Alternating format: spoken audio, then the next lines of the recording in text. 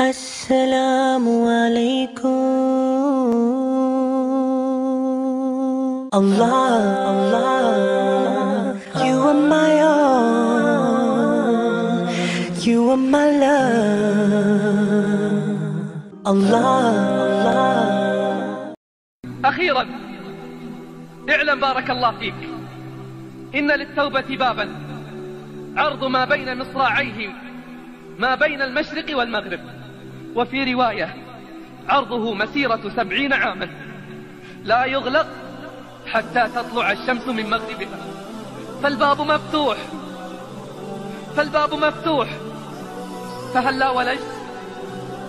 واعلم رعاك الله أن الله نادى فقال: يا عبادي إنكم تخطئون بالليل والنهار وأنا أغفر الذنوب جميعا فاستغفروني أغفر لكم.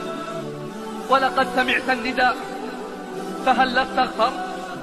اعلم يا رعاك الله أن الله يبسط يده بالليل ليتوب مسيء النهار، ويبسط يده بالنهار ليتوب مسيء الليل، والله يحب الاعتذار.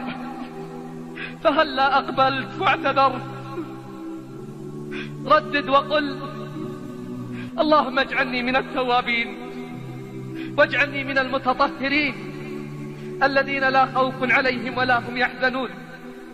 قل: أنا العبد الذي أضحى حزينا على زلاته قلقا كئيبا، أنا العبد الغريق بلج بحر أصيح لربما ألقى مجيبا، فيا أسفي على عمر تقضى ولم أكسب به إلا الذنوب. أنا المضطر أرجو منك عفوا، ومن يرجو رضاك فلن يخيب.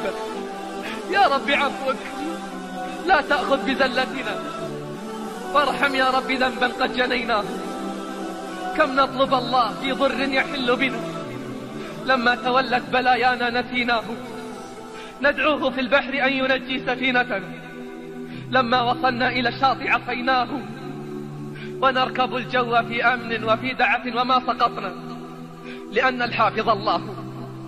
قال ابن القيم رحمه الله: إذا استغنى الناس بالناس فاستغني أنت بالله، إذا فرحوا بالدنيا فافرح أنت بالله، إذا أنسوا بأحبابهم فاجعل أنسك بالله، إذا تعرفوا إلى ملوكهم وكبرائهم وتقربوا إليهم لينالوا بهم العزة والرفعة فتعرف أنت إلى الله، تعرف أنت إلى الله وتودد إليه وانطرح بين يديه، تنل بذلك غاية العز والرفعة، كما قال الله: من كان يريد العزة فلله العزة جميعا.